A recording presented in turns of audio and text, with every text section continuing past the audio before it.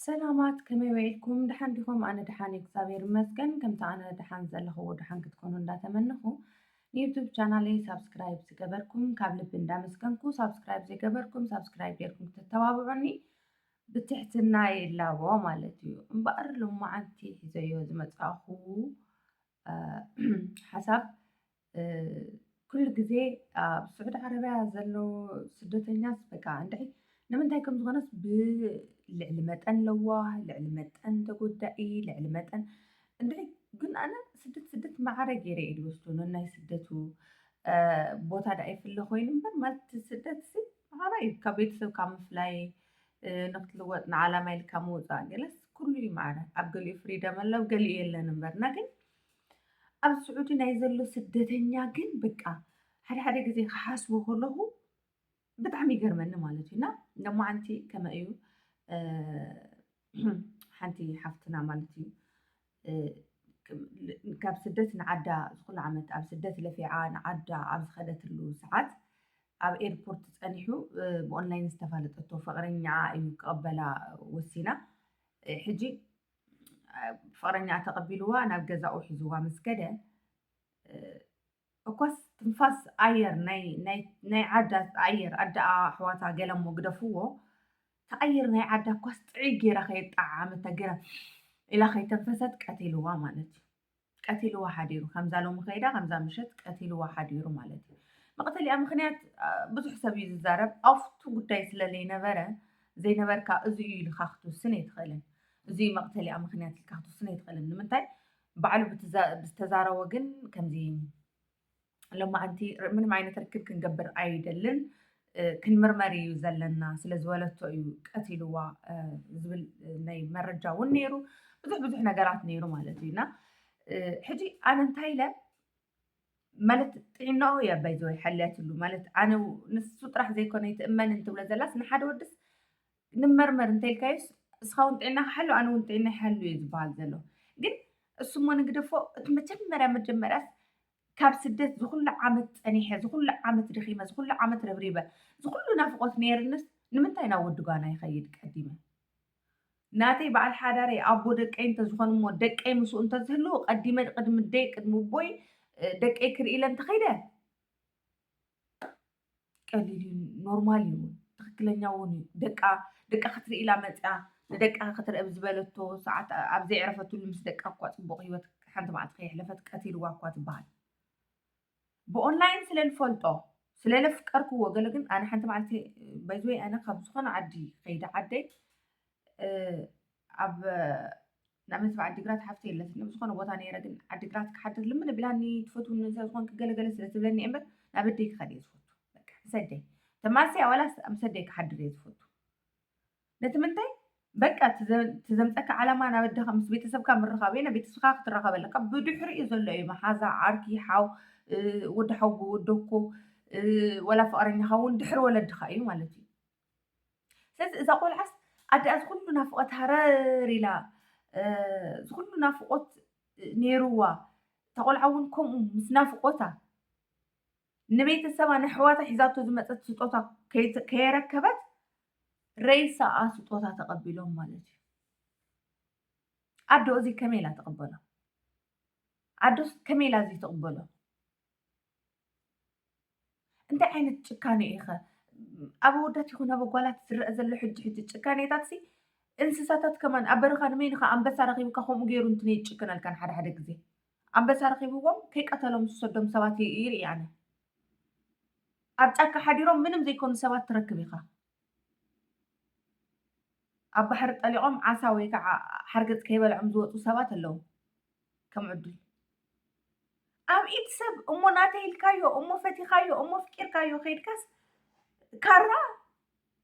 እንታይ ዓይነት ግዜ ኢና ንኸይድ ዘለና ብጣዕሚ ዘሕዘነካ ማለት እዩ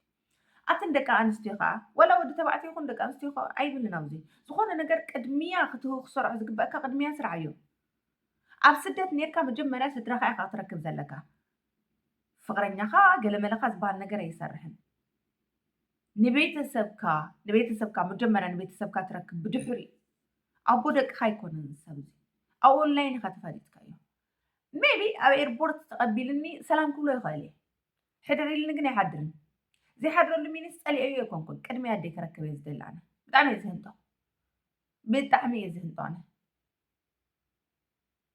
ክኸይድ እየ ዝደሊ ናብ ኣደይ ስለዚ ኩላትና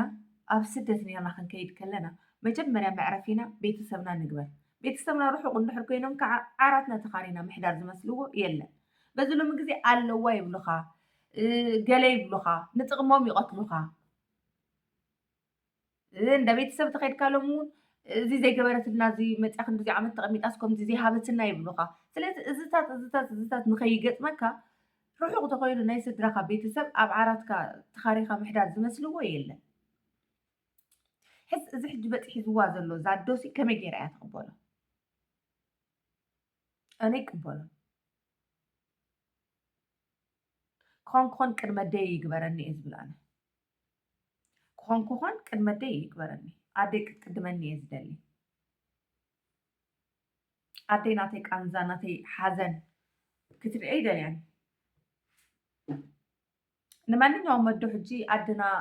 ብዙሓት ሰባት ኣዶኦም ስኢኖም ክሳቀዩ ክሞቱ ክትሪኦም ከለካ ስቕቕ ትብል ምስኦም ገለ እሞ ሓድሓደ ግዜ ግን ሕስብ ክተብሎ ከለካ ኣድኻ ቅድሚኻ ክትከውን ኣለዋ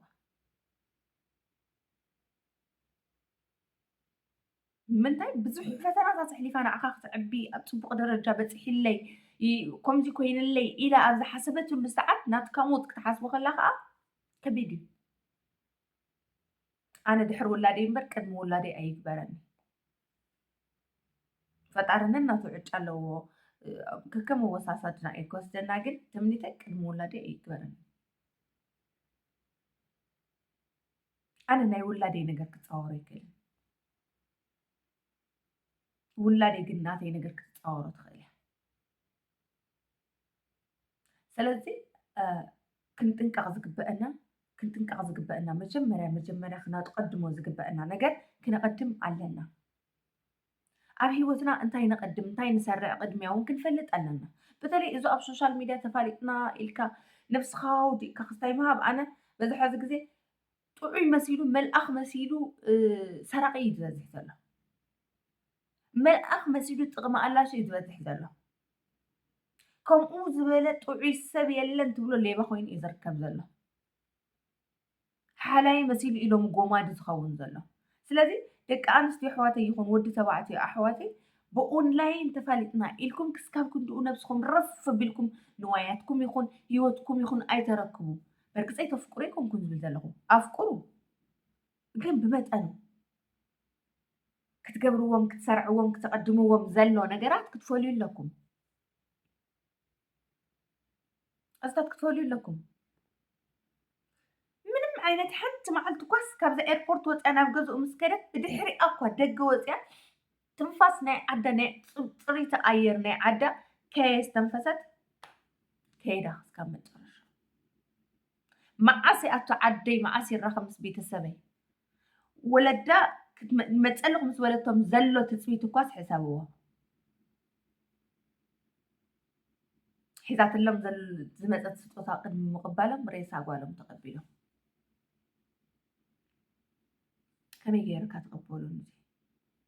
ኩልኩም ኣወዳትኩም ይኹን ኣጓላትኩም ተጠንቀቑ ካብዚ ሕጂ ግዜ ይኸፍ እዩ ዘሎ ንነብስኩም ባዕልኩም ኣይተሕፅርዋ ሂወትኩም ባዕልኩም ኣይተሕፅርዋ ክትነብርዎ እናተገበአኩም ሂወት ንኸይትነብርዎ ኣይተሕፅርዎ ስለዚ ኣነ ክብለኩም ዝደሊ ለብሙ ኣስተውዕሉ ዝኾነ ነገር ክትገብሩ ከለኹም 2 ግዜ 3 ግዜ ሕሰቡ ካብኡ ንዝመፀ ነገር ክትጋፈጡ ከዓ ድልዋት ትኾኑ ማለት እዩ ቅድሚያ ግን ወለድኩም ክትሰርዑ ኣለኩም ስለ ዝፈለጥኩሞ ሙሉእ ሂወትኩም ረፍ ኣቢልኩም ኣይተሃቡን ሂወትኩም ኣብ ኢድኩምን ኣብ ኢድ ፈጣርን ጥራሕ ግበርዋ ብጣዕሚ እዩ ዘሕዝን መንግስቲ ሰማይ የዋርሳ ግን ከዓ ኩሉኽን ኣጓላትኩም ኣወዳትኩም ተጠንቀቑ ፅባሕ ንጎ እንታይ ይገጥመና ኣይፍለጥን በተለይ ብዚ ሶሻል ሚድያ ዝመፅእ ዘሎ ሕጂ ሕማቕ ነገራት ኩሉ ንጥቕሚ ኮይኑ ብጣዕሚ ኣስከፊ ነገር ስለ ዝኾነ ንጠንቀቕ ክብለኩም ይፈቱ የቐኒለይ ዩቱብ ቻናለይ ሳብስክራይብ ዝገበርኩም ሳብስክራይብ ጌርኩም ክትተባብዑኒ ብትሕትና ኢላብወኩም ባይ